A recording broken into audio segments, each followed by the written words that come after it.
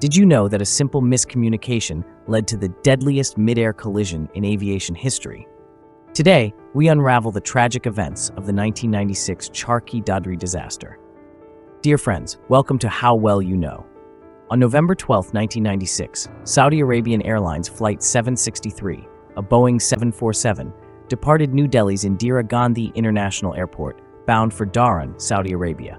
Simultaneously, Kazakhstan Airlines Flight 1907 and Ilyushin Il-76 was approaching New Delhi from Shymkent, Kazakhstan.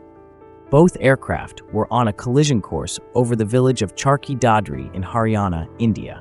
The air traffic controller instructed the Kazakh flight to descend to 15,000 feet and the Saudi flight to climb to 14,000 feet, ensuring a safe separation.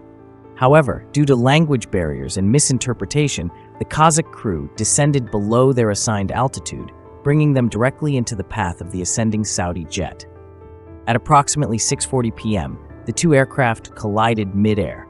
The left wing of the Kazakh Il-76 sliced through the tail of the Saudi 747, leading to catastrophic failures in both planes. Tragically, all 349 souls on board both flights perished, marking this as the deadliest mid-air collision in aviation history. Investigations revealed that the primary cause was the Kazakh crew's deviation from the assigned altitude, compounded by inadequate English proficiency and poor cockpit resource management. In the aftermath, Indian aviation authorities mandated the installation of traffic collision avoidance systems on all commercial aircraft operating in Indian airspace, setting a global precedent for air safety. This tragic incident underscores the critical importance of clear communication, rigorous training, and advanced technology in ensuring the safety of air travel. If you found this story insightful, subscribe to our channel for more deep dives into pivotal moments in aviation history.